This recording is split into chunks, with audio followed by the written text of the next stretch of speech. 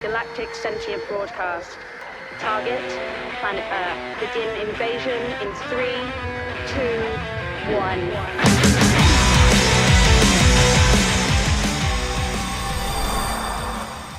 Greetings, invaders. My name is Scott. Thanks for joining me on Book Invasion, where we talk about some sci-fi, fantasy, horror books. Today I'm going to give you some funny sci-fi book recommendations. So there's nothing I love more personally than when I see humor and sci-fi combined when I'm looking at books to add to my TBR. That just is an automatic sell, almost to a point for me. I've read a lot of crazy, kooky, funny books that I want to share with you that are not just things like Hitchhiker's Guide to the Galaxy, thumbnail. We all know that book, and if you haven't read it, you should read it. But I'm going to go a little bit deeper for you and give you some other recommendations that I've come across that I think are hilarious and that I really hope that you enjoy and check out. So the first one I'll talk about is actually a series. It is the Epic Failure trilogy by Zieja. I did a whole review of this series up here. Zieja is a voice actor, essentially. He's done things on all type of cartoons. He's done things in the Fire Emblem game. He's done lots of video games like Star Fox, all this stuff. So he also narrated the audiobook for this series, which I got into. I'd seen the first book, I think, on a shelf at Barnes & Noble called Mechanical Failure. And it had a big triangle on it that says, "Please restart your warship." And so I picked it up and I read the synopsis on the back, and it went like this. A smooth-talking ex-sergeant accustomed to an easygoing peacetime military unexpectedly rejoins the fleet and finds soldiers preparing for the strangest thing, war. The 200 years and counting peace is a time of tranquility that hasn't been seen since, well, never. Mankind in the galactic age has finally conquered war, so what's left for the military to do but drink and barbecue? That's the kind of military that Sergeant R. Wilson Rogers lived in before he left the fleet to become a smuggler. But it turns out that smuggling's hard, like getting arrested for dealing with pirates and forced back into service, kind of hard. It doesn't seem so bad. The military was perpetually tiki party anyway. But when Rogers returns after only a year away, something has changed. These are soldiers, actual soldiers doing actual soldier things like preparing for a war that Rogers is sure doesn't exist. Rogers vows to put a stop to all this nonsense, even if it means doing actual work. With an experienced ear for military doublespeak, Zeija has created a remarkable and sarcastic adventure. So Zieja was also in the military, in the Air Force, I believe, or the Navy, one of those two. Sergeant R. Wilson Rogers is just kind of a slacker kind of guy. He doesn't really want to do a lot of work, and he enlists in the military, in the Galactic Army, just so he can chill out and relax, but little does he know there's a war that's happening, and so he thinks everything's a farce, and he wants to put a stop to it, and everyone's an idiot. The real-life experience that brought this book to life was really well done.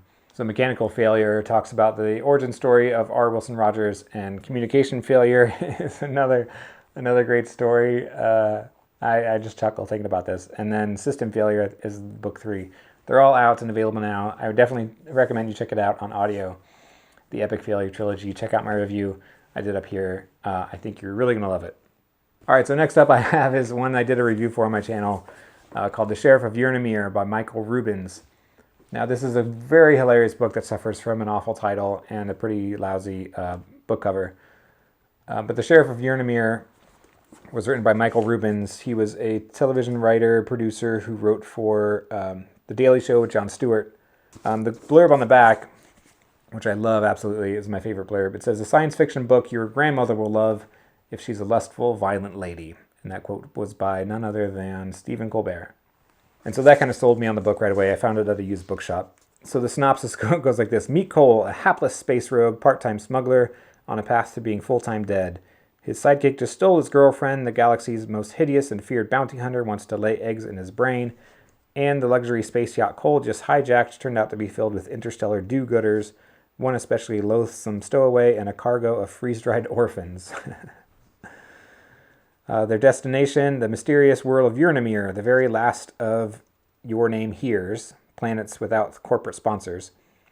Little does Cole know that his legendary utopia is home to a murderous band of outlaws bent on destroying the planet's tiny, peaceful community. Follow Cole's adventures through a delightfully absurd science fiction universe where the artificial intelligence is stupid, dust motes carry branding messages, and middle management zombies have overrun a corporate training satellite. In the spirit of Douglas Adams and Terry Pratchett, The Sheriff of Yrnameer is a science fiction at its best, mordant, raucously funny, and a thrilling page-turner. So this was absolutely fantastic. If you can find it, check your library for the audiobook of this, narrated by William Dufries, who does a fantastic job because there are a lot of funky alien races in here that he narrates with quite the inflection. There's also a alien race in here with an unpronounceable name, which is just a bunch of like QX hyphen hyphen X hyphen hyphen something. And in the audiobook, when it's mentioned, it has this wacky sound effect that they play just to take place of this alien race. And it's not really annoying, it catches you off guard, and it's hilarious. I had to buy the physical copy so I could figure out what the heck was going on. But the Sheriff of Yrnameer, I would definitely, this is one of my top favorite comedy sci-fi books, so definitely check that out. All right, next up for you I have is Year Zero by Reid. And now I'm a music buff, I like music fans, so this book, aliens, music, sci-fi book, hit all the boxes for me, so I picked it up. And this goes like this. Low-level entertainment lawyer Nick Carter thinks it's a prank, not an alien encounter, when a red-headed mullah and a curvaceous nun show up at his office. But Frampton and Carly are highly advanced, if bumbling, extraterrestrials. The entire cosmos, they tell him, has been hopelessly hooked on American pop songs ever since Year Zero, 1977 to us, resulting in the biggest copyright violation since the Big Bang and bankrupting the whole universe. Nick has just been tapped to clean up this mess before things get ugly. Thankfully, this unlikely galaxy-hopping hero does know a thing or two about copyright law. Now, with Carly and Frampton as his guides, Nick has 48 hours to save humanity while hoping to wow the hot girl who lives down the hall from him. And this was called A Journey into the Heart of Absurdity, in which we discover no matter how advanced alien cultures get, they still act like goons when it comes to music and intellectual property law. A supremely fun read. Quote by IO9, the website IO9. And Kevin Hearn, author of the Iron Druid Chronicles, says, Year Zero is a brilliant satire of the American entertainment industry, and I never stopped grinning. So yeah, this talks about Nick Carter being taken on a ride by these extraterrestrials, Carly and Frampton, into their realm or their universe. Now, it doesn't get too lawyery, junky like that. It's very comedy driven. I was able to follow it. I don't study copyright law or anything like that. So this was published obviously in the height of the, in 2012, the height of the piracy wars. You know, if you had ever taken part in Napster, obviously where the logo came from. If you were ever a Napster guy or LimeWire, things like that, some pirated music at any point in time. Not that anyone's advocating for that, but definitely check out Year Zero by Reid. It was a great one. All right, the next two that I've picked, you may have heard about. The first one I have is Redshirts by John Scalzi. If you're a Star Trek fan and you want something that's going to make you laugh with some great humor and a bit of a meta concept, check out Redshirts by John Scalzi for sure. The other Scalzi book I got is Agent to the Stars. This kind of has all the Scalzi humor as Old Man's War and Redshirts in it. This talks about an alien encounter where an alien comes to Earth and makes contact with a Hollywood agent. So this says, Thomas Stein knows all about closing deals. He's one of Hollywood's hottest young agents who closed the biggest deal of his career. But it's one thing to sell your client when she's a hot young starlet. It's another thing entirely when your client is an entire alien species. Agent to the Stars is a gleeful mashup of science fiction and Hollywood satire from acclaimed novelist John Scalzi, a film critic since 1991 and author of The Rogue Guide to Science Fiction Film. It's a whole new look at alien encounters and a view of Tinseltown you've never seen before. So this one is a really great story about an alien encounter that wants to kind of be introduced to humanity. And how do they do that?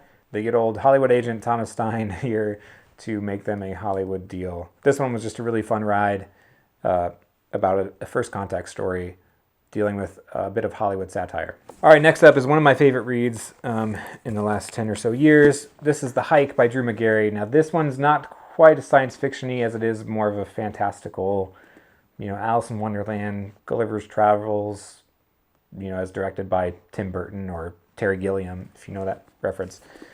This book was kind of just a wacky ride about a man's trials. It was mentioned to me that this feels a lot like A Pilgrim's Progress, which I have not read.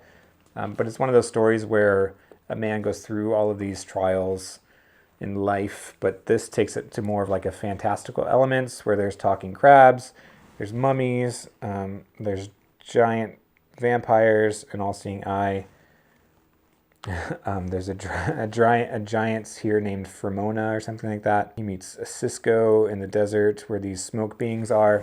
I absolutely love this because it's dark, it's humorous, and at the end it kind of has this real big heart, this big heart at the end of it, and it gives you kind of that dash of empathy to realize that what you see on the surface has no bearing to what's kind of happened to that person on the end. This says, all at once, bitingly funny and emotionally absorbing, The Hike is a remarkable milestone in contemporary fantasy, a novel that creates an entirely new and timeless story. In The Hike, Drew Magary takes readers on a daring odyssey away from their day-to-day grind and transports them into an enthralling world propelled by heart, imagination, and survival. Yes, absolutely. There's a lot of heart in this book. There's a lot of imagination in here, and there's a lot of survival about, moving on, going through those trials in life, but it's taken to a whole new twisted dimension of all of these things and the talking crab, which you'll meet and learn to love. All right, next up is one of my absolutely funniest reads that I've read, that I read last year. This one is Qualityland by Marc-Uwe Kling. This book has so much great social commentary in it. It talks about how algorithms are just going to rule our world in 50 years or so, how the Amazons and things are going to take over. Cities are going to change their name to be more pleasing and politically correct. And shops are going to send you items just based on your algorithms before you even know that you need it or that you want it. And it never makes a mistake. But one day, the main character in our book gets an item on his doorstep delivered to him from Qualityland that he does not want. And everyone around him and the owners of the shop don't believe him. Like, you got it in the mail, you obviously want it. This doesn't make a mistake. This algorithm doesn't mess up. And he goes, no, I definitely don't want this item. This is not intended for me.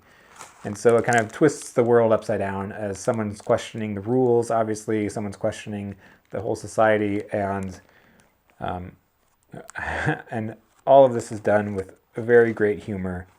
There's a running gag throughout the book about how bad Jennifer Aniston movies are.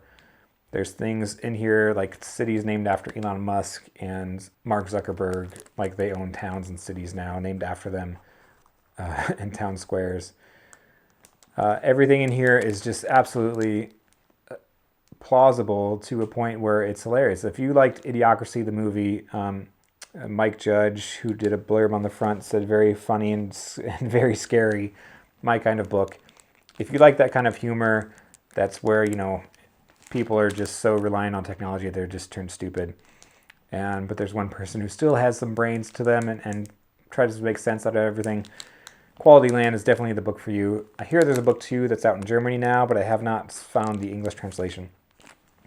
But Qualityland by Marc-Uwe Kling is definitely one to read if you want some satirical comedy. I'll post my review for that up here. Check that out. Last but not least for sure is Hollow Kingdom by Kira Jane Buxton. I absolutely love this book. This book speaks to me in ways. This book is also kind of a apocalyptic fantasy, and not really post-apocalyptic, because the apocalypse is happening during this book.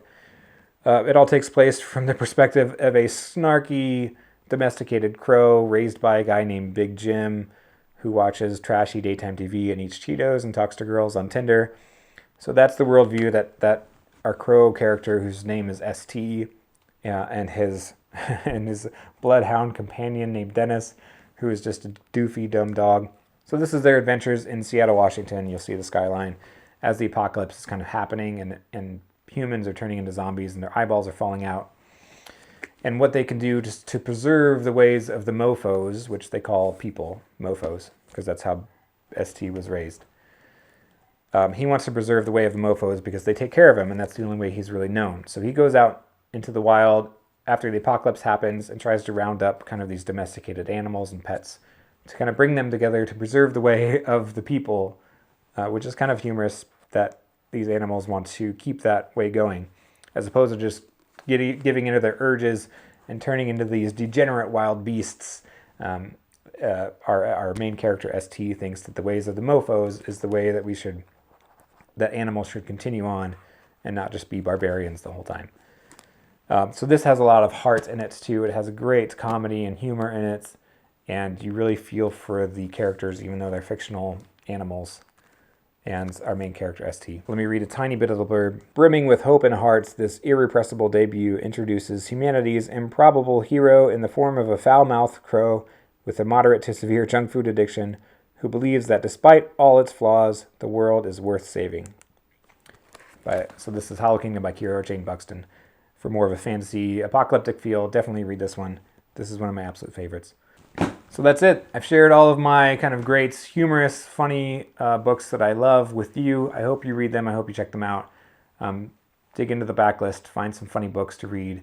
They bring me great joy. They bring me comforts. Those are the places I like to live in. So if you've read any of these, let me know. If you want to pick some of these up, let me know, and maybe I'll have an Audible credit I can gift to you to check some of these out for sure. But those are all my funny books that I love and enjoy. I hope you enjoyed this video as well. If you did, like and subscribe, give me a thumbs up, and I will see you next time. Bye, everybody.